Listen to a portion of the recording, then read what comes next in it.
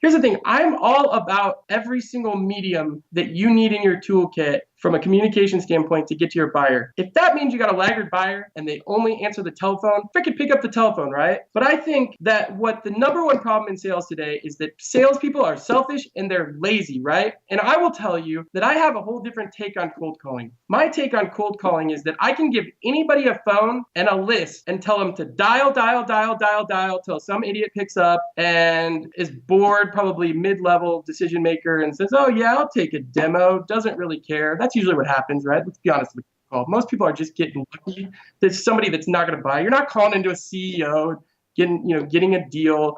That argument's already been squashed, right? But social selling's hard. If you're really doing social selling, it is way harder than giving somebody a telephone and numbers to call, right? So if anybody wants the argument that, social selling is the easy way out, they're an idiot. Social selling is actually really, really hard. You know why? Because it makes a salesperson give a shiz. That's one from my boy Kenny Madden, right? He says, I always said, what's the definition of social selling? He goes, give a shiz, And that's what it is, right? It's like, oh my God, I'm in sales and I can't just go quantity over quality and get my way through a bunch of numbers and cross my fingers that I get lucky. No, you can't, because you've got to be strategic. You've got to know what your goals are. You've got to know how to use the tools, right? You've got to know how to use the technologies. You've got to really understand, why am I going after somebody? I've got to learn them personally and professionally. I've got to do my research. I've got to understand creative ways that I can actually give them value versus ask, which is selfish. I mean, it's so complex, right? I've got to understand, when do I stop,